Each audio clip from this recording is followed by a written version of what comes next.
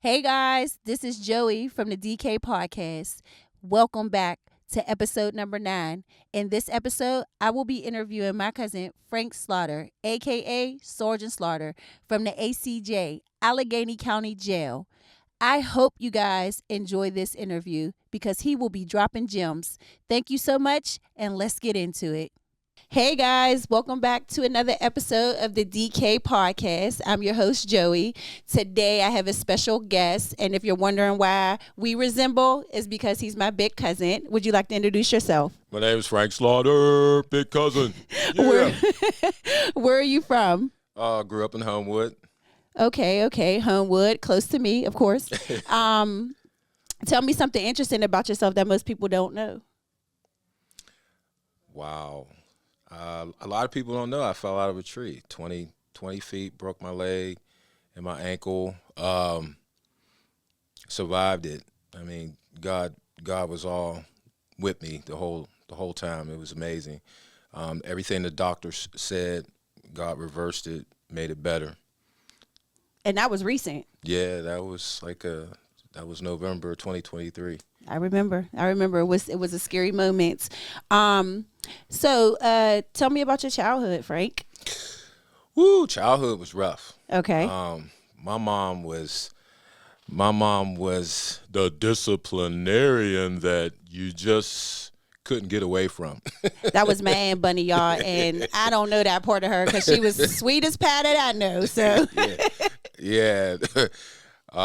Yeah, childhood was challenging, but she was just one of the mothers that was just overly protective. She didn't want me to get into the troubles of the streets and different stuff like that. So she was just very overprotective, which a lot of mothers are.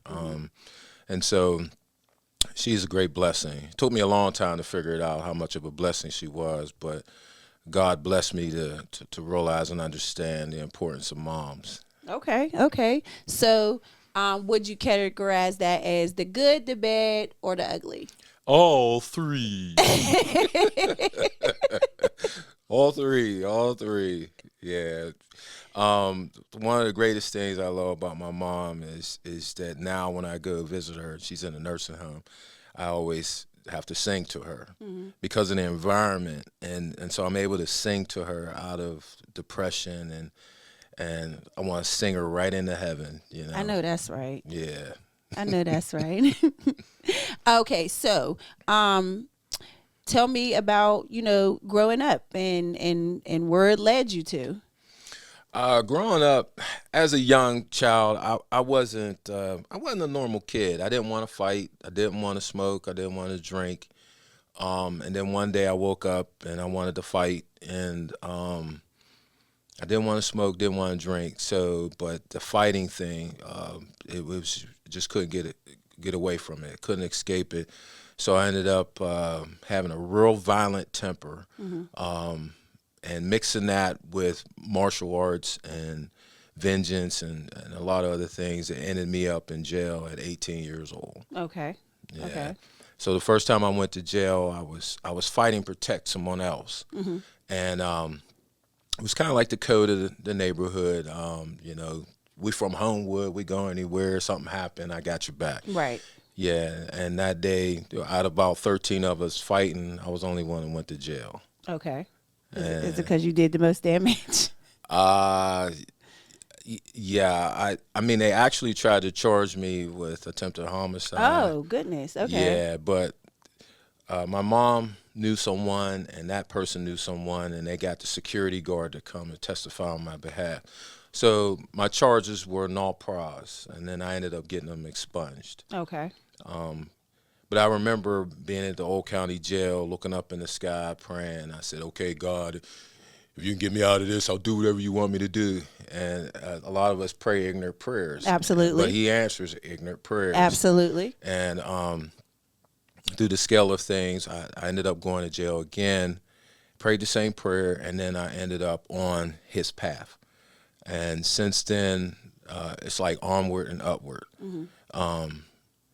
It's kind of like, the devil don't want you to get where God wants you to be. So he's going to use family members, people, places, and things he'll even use your own weaknesses against you to see whether or not he can stop you from getting to that destination of heaven. So it's been an adventure. Yeah. So you said that you ended up on his path. Where did that path take you? Immediately, I mean, I ended up running to church actually to get saved. I had a terrible dream of going to hell, and throughout this experience, the dream and the experience of coming out of the dream, I was like, Lord, I'll do whatever you want me to do. I ain't going to hell. You know, hell is real. A lot of people think it's fake and phony and it's, you know, Academy Award winning performances, but it's not. It's real. And so I dedicated my life at 27, and I'm 61 now. So it's been onward and upward ever since. Good. That's so good to hear. God is so amazing. Mm-hmm. So you were a correctional officer. Yes. How did you get into that? Amazingly, I was really trying to be a county police officer. So I filled out an application, had the interview, and they kind of like looked at me and said, well, you've been in jail before, so I don't think you could fit this bill. And then the next thing you know, I got the call from the jail, and they were like, you know, come on. I felt unworthy because I used to have that criminal mind. Mm-hmm. And so I felt really unworthy. And I remember walking on the pause and going through the jail and feeling like Moses, like, you know, I killed somebody, but, you know, God, you're using me. You know, you want me to let my people go. Right. And so I kind of had that experience over and over and over again at the jail because I realized my calling there was to help people realize and understand that no matter what you've done before, if you choose to do what God wants you to do, things are going to get better. Mm-hmm. And because they were getting better for me. Mm-hmm. And so I was like an iconic employee there because a lot of people knew the crazy Frank, you know, oh man, how did you get the job? You know, what is going on here? Right. You know, I was like, man, just do what God wants you to do. I read my Bible, I prayed, and I believed that he could do the impossible. Right. And he kept doing it. He kept doing it. And then a lot of the inmates, the influence God blessed me to have was they would come up to me even after they get out, and they would say, man, you were like a father to me. You're like a brother to me. You're like a mentor to me.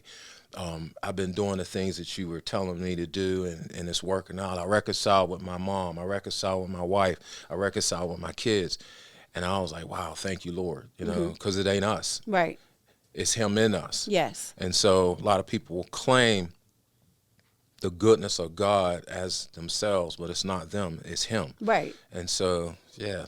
Yeah. Then you know what? I bet you they didn't like that. The people that you worked for. Yeah, it was a hostile work environment. A lot of employees, they felt like, you know, I wasn't real. A lot of inmates, they were envious of, you know, seeing a black man in a leadership position. They cared about him. Mm-hmm. It was confusing for them. Mm-hmm. And a lot of them didn't want to accept that I was here to help them. I wasn't there to beat them up and so on and so forth. I mean, I did what I had to do. Right. But according to, you know, the rules and regulations. Mm-hmm. But for the most part, my motive was to represent Jesus. Right. To anybody and everybody that was there. And yeah, it was bad. And you moved up in the ranks. Yeah, I got promoted within 2 years. 2 years and 2 months I was there. I got promoted and doubled my salary, and I was amazed at all that. But immediately there was so much adversity that would come against what God was doing. It seems like sometimes God will bless you, and then all of a sudden you have tremendous tests to go through in order to stewardship that blessing and prove to him and show to him, like, I appreciate you, I love you, you know, I fear you, I reverence you, I praise you, I just want to be like you, you know what I'm saying? Right. So yeah, it was challenging. Yeah. So you what was your highest rank that you? Sergeant. Okay, yeah, that's what I thought. Okay, cool.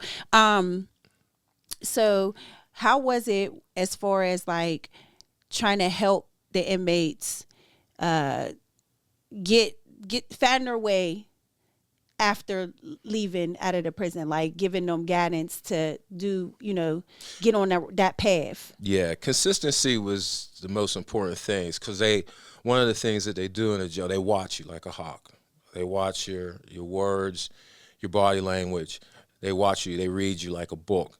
And consistently, guys would begin to tell me like, okay, I start doing some of the things that you're doing.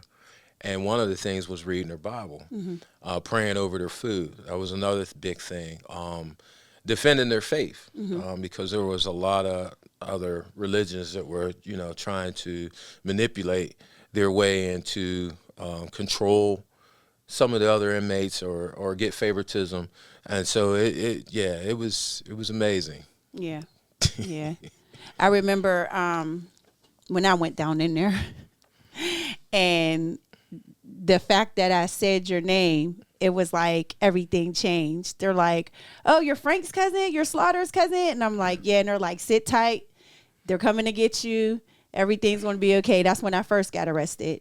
And then I remember when I actually had to go in, and I was asking for you, and you came to see me, and you prayed with me before I went upstate. And it was just like, I really needed that. I'm about to cry now thinking about it, but I really needed that because not only was it a comfort from a family member, but it was also a comfort from one of my father's children telling me and letting me know that it's going to be okay. That was my primary mission there, regardless of race, color, and ethnicity, backgrounds. It didn't make no difference. The Lord, God in your life became priority. Soon as I heard you were there, I was like, oh my God.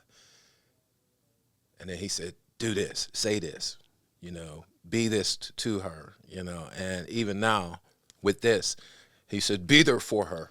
Be there for her. And so, and I remember you giving me the phone call, telling me about this, and I was like, wow, you're a curse breaker. You're breaking curses. You know what I'm saying? Our family has been through so much, and there's a handful of us that are curse breakers. And so, amazingly, I was like, wow, okay. Because I did the same thing, I had been in trouble, and went to jail twice. And I used to think what society said, bear weight on who I was and where I was going. But no, it's a trick of the enemy. Right. So, when I heard, I was like, okay, now, all right, Father, bless her with the path of righteousness and holiness that you have for her and anybody else. I always pray like onward and upward prayers for people. And I do say some crazy stuff in prayer, like by any means necessary and all means possible. Bless them, Lord. Bless them. Yes. And I was pretty radical about you. I was emotional, but I had to maintain. I had to maintain what I knew God was showing me and telling me about you, and then the manifestation of those prayers. Then, right now, right. Because who would have known? Who would have known that moment would turn into this moment? Because I wasn't thinking about it. I couldn't see it, but I could feel. Okay. Success was coming for you, and in the Lord, So I knew that at some point in time the prayers were going to be answered. So when you gave me the phone call, I was like, oh, this is confirmation. This is answered prayer, Lord. You're really doing it, and now. Yeah, and I'm ready. I am ready. Good. I'm so ready. I wanted to ask you about the barriers in the prison system as far as keeping people from being successful once they return back to society. One of the things that the ideology and I'll say the sociology that's practiced in the prison system is that if you help an inmate, you're going to lose your job. You're not doing what you're supposed to be doing. You're supposed to keep them in oppression and depression and all different types of negativity. And so it was a battle every day because when I was around, wasn't none of that happening. unless it was follow policy and procedure. But because I don't want to go before God and be like, well, he'd be like, well, you didn't do. I don't want to hear that. So I was very vigilant in how people are to be treated. Like the Bible says, love your neighbors, you love yourself. What does that mean? How do you love yourself? So how do you treat yourself? Right. Then it says, therefore, do unto men as you would have men do unto you. Correct. So a lot of times you'll find people just want to treat you any old kind of way. But then they want to be treated with royalty. Dun, dun, dun, dun, I'm better than you, and they're not. Right. It's a mindset, and so to tear down all those idiosyncrasies is to go through the process of getting closer to the Lord and knowing exactly who you are in Him, and trusting the fact that He has a future for you. So do you you said about when you, because I never went, first of all, I never knew that you went to jail. Like, this is news to me. No, I didn't. I only thought that Walter was like the fighter. I didn't know that you was too. Okay, so it's news to me.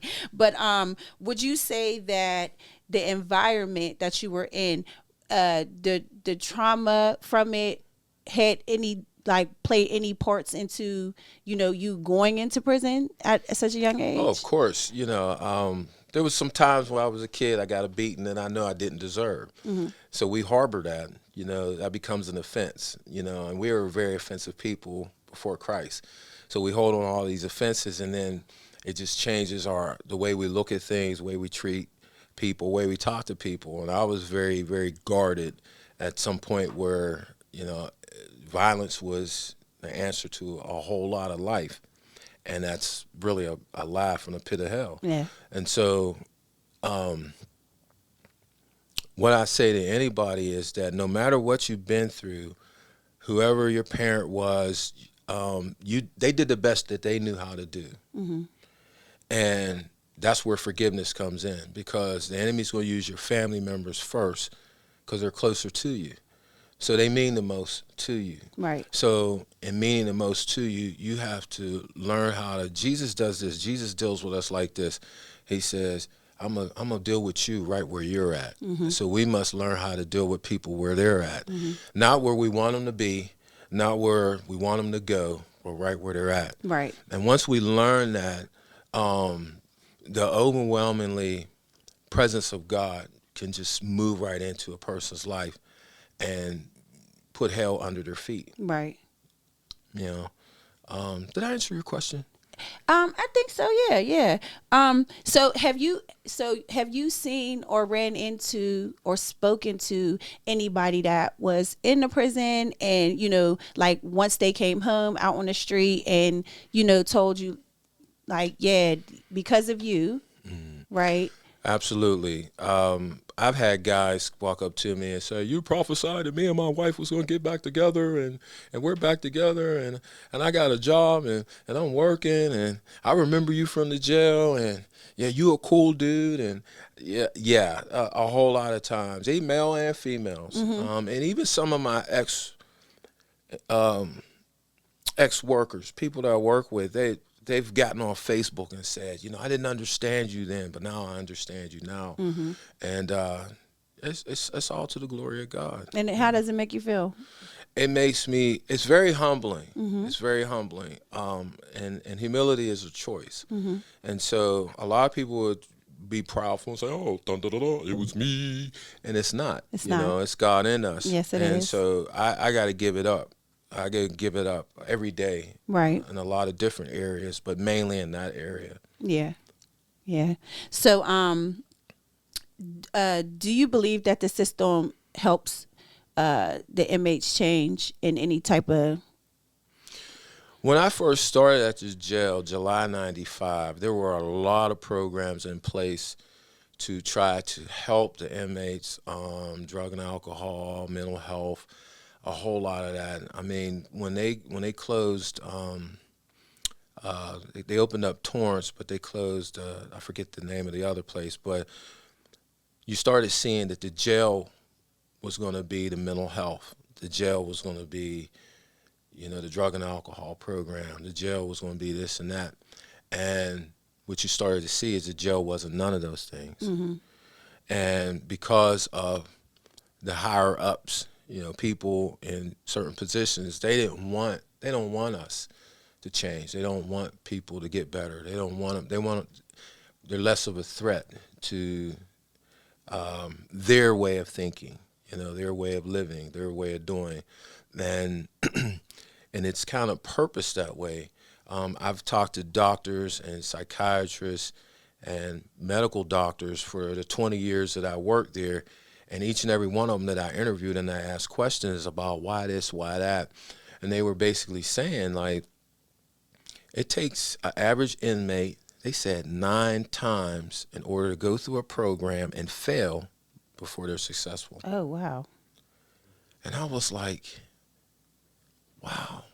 Now, is it the program that is it the structure of the program that causes them to have It's to go the through that? structure of the program and the jail Okay. for them to fail. Okay. Even though the program is in place, the underlying factor is failure. Oh.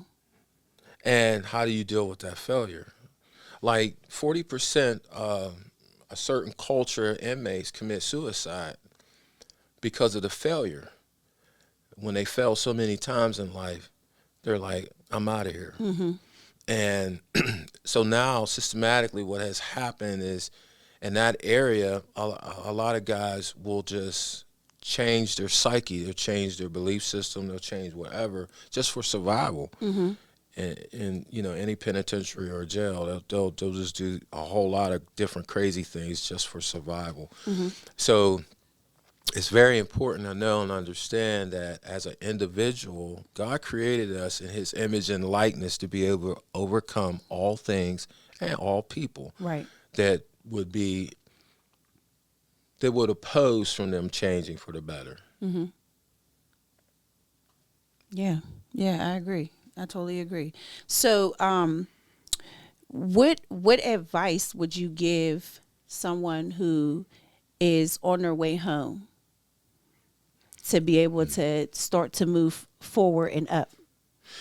One of the things is to be true to yourself. Be honest with yourself, and then you can be honest with other people. So I remember getting out of jail and hearing sirens and going, "You coming after me? Did I do? I still do the same thing. It's so sad. Like, it's so sad. What the?" But eventually, we have to practice. Like, there's a thing I utilize. It's called thought replacement. So thought replacement is the negative thought comes, oh, they're going to get me. But the positive thought is, I didn't do anything. Yep. You're telling the truth, honestly. Because when I'm like, I deliver mail. So I'm out on the street and, I hear the sirens and stuff like that. And I'm like, my first thought is, are they coming for me? But then my next thought is, man, I'm a mailman. I ain't doing that. I'm delivering mail. They not looking for me. Right. So you're so right. Right. Well, that's the enemy using us against us, because he's taking it. He wants to use your past to try to remind you that this is your future. And then God in you is saying, nope-de-do, bro. You're going to have to get behind me or get under my feet because success is right in front of me. Right. Being a good steward of people, places, and things is right in front of me. So there's favor, there's blessing, there's jubilee. Yes, absolutely. Absolutely. So, okay.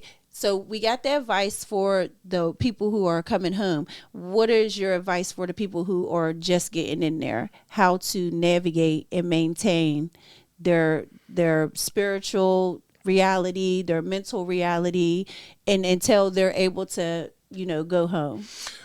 Some of them will be able to stand up for themselves. Some people will stand up for themselves at any cost. Others will stand up for those who are weaker.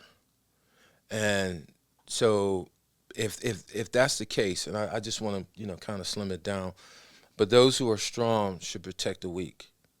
And those who are weak should respect the strong. And so in that environment, it's very important to kind of facilitate to someone who's going to look out for your better than your worse. Yeah.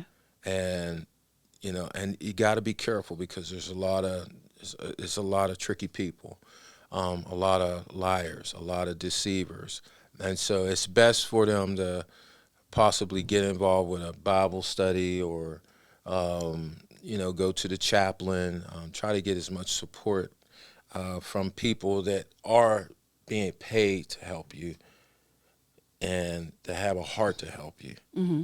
And sometimes it's an officer, sometimes it's a staff member, sometimes it's someone else Right. that you least expect.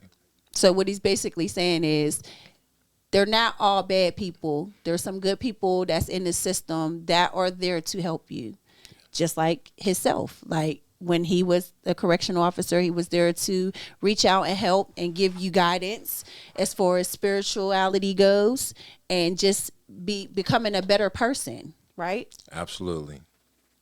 So let me see. Do you I don't even know where I want to go with this. Yes, you do. I You do. can do it. You can do it. I do. So, okay, now that you're no longer a correctional officer, what are you doing with yourself now?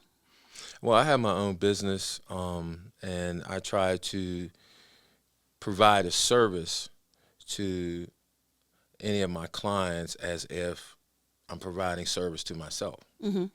So when I go to someone's house to provide a service, their house is my house. Mm-hmm. And so I treat it in that way. And it's amazing to see. I remember when I fell and broke my leg, I lost a lot of clients. And I guess kept praying and praying and praying. I was like, all right, Lord, what do you want me to do? Every client that I lost, I got back and then some. Okay. Because he's amazing. I Yes, thought you knew.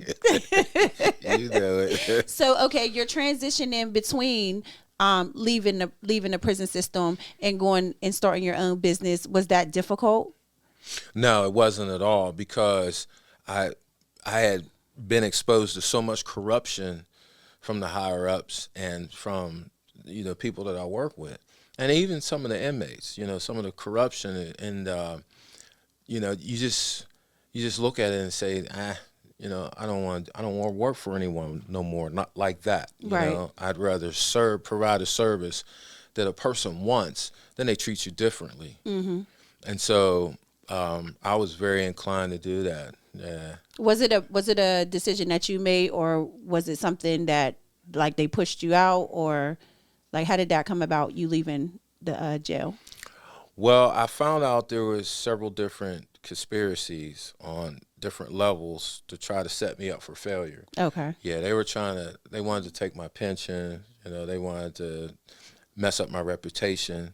Yeah, it was a lot, and more so, it was really the devil using these people. Mm-hmm. And one of the things the enemy wants to do is to totally destroy you, and God in you, Mm-hmm. and I recognized that. So there was a lot of safe mindset, safe places that I had to push myself into, Mm-hmm. step into, and stay in because I knew I was being set up for failure. Yeah. And then once I came from under that, I was like, okay, God, what do you want from this?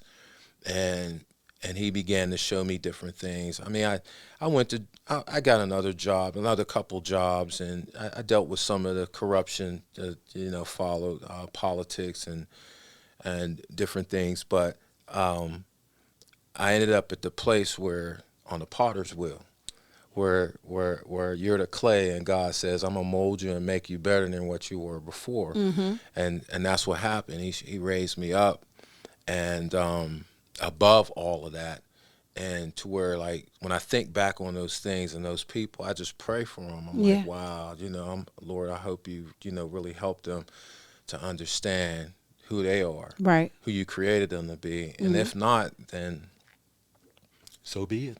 I will say a lot of people that I'm cool with, and I'm like, yeah, they're like, oh, I was down in the county, and I'm like, well, when was you down there? And they would tell me, I'm like, well, my cousin, my first cousin, he was the sergeant down there. They're like, who's your cousin? I'm like, Sergeant's like, oh my goodness, get out of here. I love him. That's my man. Like, people really respect you. They really respect you. So when I heard that you was no longer down there, I was like, dang, they don't even know what they did. Well, I actually wanted to be the warden But I went to a few of my political connections, and they said that I wasn't their choice. And matter of fact, I used to tell the warden, the last warden, his name was Harper. I used to tell him every once in a while. I said, "When you're not around, I'm the warden." I know that's right. Yeah, I used to tell him all the time, "Yeah, when you're not around, I'm the warden." And he used to be like livid. I said, but I honestly, it was correct. When he was out of the building, there was times where I was the shift commander, and I had to run the whole jail. It might have been for 11 to 7 or part of daylight, but I was still running the jail. Right. And so it was very, very, it was a very, very humbling experience to be able to have hands on so many people. Like a lot of people, I used to feel like Jesus. I used to feel like I'm so tired, I need a nap, Lord. Because people would touch me. They would say different things to me, and I felt virtue leave me. Like I felt like, wow, I had to go get rejuvenated so I could come back to work the next day to be able to help them on the same level, Right. or on a different level, Right. and it was a great experience overall. It was a great experience. I know God wanted me there. He put me there, Yeah. and I did what I needed to do to plant good seeds and good ground. Absolutely. And because a lot of people, it's not me. It was God using me, and so I know a lot of people know now that, after the fact, a lot more of them know now what my purpose was, because a lot of them was haters. They'd be like, "Oh, here come that Slaughter again." Oh, But you were bearing fruit.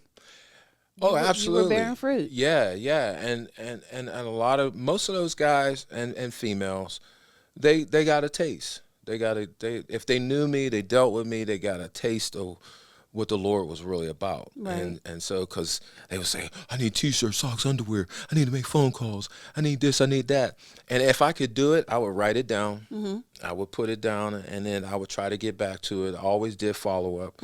If I couldn't get to it, then I would, if I couldn't, I would try to ask someone else, "Could you do it?" And if they couldn't, then if I could get to it, I would.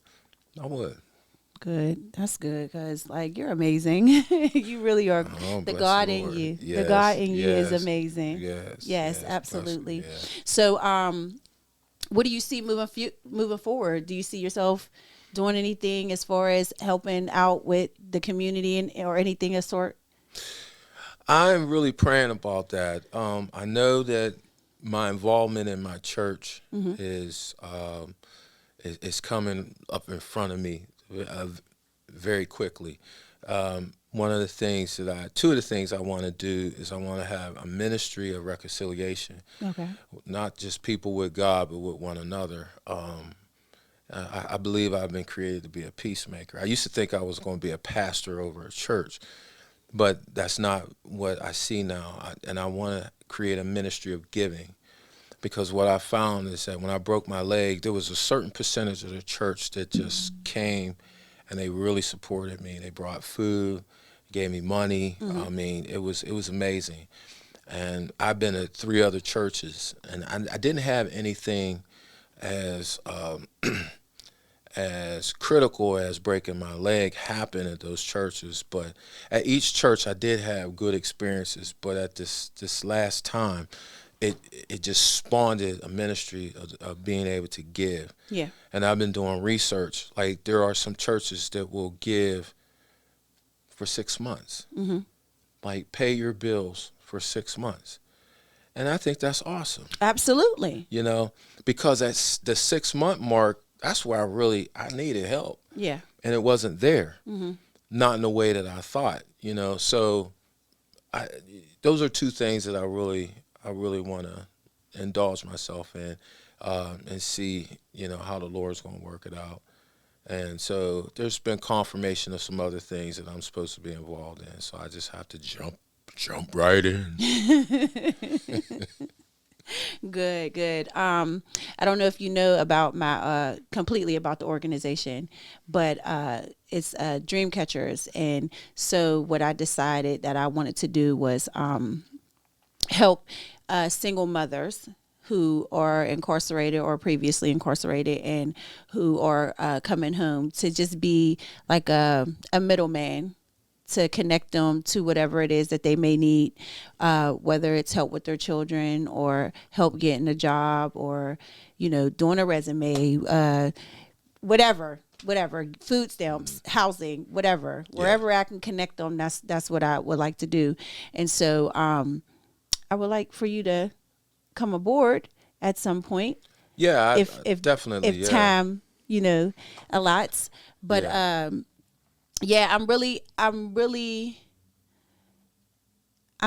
just feel like it's needed. It's needed for our community. Mm-hmm. And there's so many programs for men and not enough for women. And I'm trying to bring the women out to tell their stories as well. I have no problem getting them in. Like, everybody wants to tell, like, they want to tell their story. They want to tell how it went one way and now it's another way. And with God's help, they have no problem. But it's just the women, I don't know, they're hard to find. They're hard to find to come out and tell their story. So that's basically why I pretty much started this, honestly. Because I just feel like people need to hear that, having a felony or having a stain on your background is not the end all be all. Right. There's ways that you can come out of that and be very successful. And in the midst of being successful, you can reach back and pull more people up with you. Mm-hmm. So now you're not the only person who's successful. There's other people that are successful as well. And then it'll be a cycle, right? A positive cycle. Right. Well, one of the things that I learned in dealing with women in the jail is that a lot of them don't want to start crying again, remembering why they were crying and remembering the negativities. So, one of the greatest things is that thought replacement. Mm-hmm. I used to use it a lot when I was down there. I still do, but just not in the capacity, and like I said, I love hands-on. It was great and it was wonderful, but I know that a lot of women who used to converse with me, they really didn't want to cry anymore. They didn't want to remember the pain anymore. But so I just speak encouragement into them to be able to share whatever needs to be shared, whatever God wants them to share. Mm-hmm. And, it'll open up. It'll be a domino effect. It'll open up the door for a lot of other women because they know each other or they know of each other. Right. And so, or they just have that, the commonality of just being a woman who's gone through something. Right. So they're coming. I hope so. Any advice that you got for me? Yes. You continue to refocus on the Lord, no matter what's going on. You continue to become His Word, no matter what's going on. And you continue to serve. You serve Him. And you continue to take care of you. Because if you don't take care of you, you can't take care of nobody else. Right. So those are 4 things that comes to the forefront of my mind because, a lot of people don't understand when God is elevating someone and it's God and they think it's something else. They'll just try to beat you down. They'll try to drag you, they'll try to, and they'll get crafty with it too, And so forgive quick. Be mad. Don't stay mad. But forgive quick and allow God to use you. And He got a pathway for you, so it's well protected. It might take a while, but it's eventually you're going to be on it. I'm ready. I think you already are on it because, like I said, when you came to jail and we prayed. Yes. I didn't just pray for you. No. You wanted prayer. Yes, I did. So we prayed, and the manifestation happened in that phone call, and now on this podcast. So onward and upward, cuz. Yes, yes. Well, you guys, I thank you so much for coming and sitting with us and letting my cousin share his story, the powerful story that it is. And I hope that he touched you as much as he touched others and as much as he touched me. And like he said, it's the God in him that's, just shining out of him to reach out to those who are in need. Thank you, cuz again, I really appreciate you coming. I love you. I love you more, and I had no doubt. I had no doubt. Justin may have. It's like no, but I had no doubt. I said, "Wait, my cousin? Oh, absolutely, he's going to say yes." But thank you so much again. Would you like to plug your business? No, I have enough work right now. Okay. We're going to put it in the description anyway. But anywho, again, thank you so much for viewing episode, where we at, 9? Yes, episode 9 of the DK podcast. For more information, you can view the website, which is dreamcatchers.org. Again, we're working on the Facebook page, so it'll be up soon.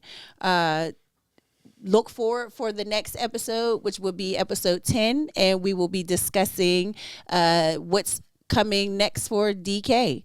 So thank you again, and I really appreciate it, and I love you, cuz. And we're out of here.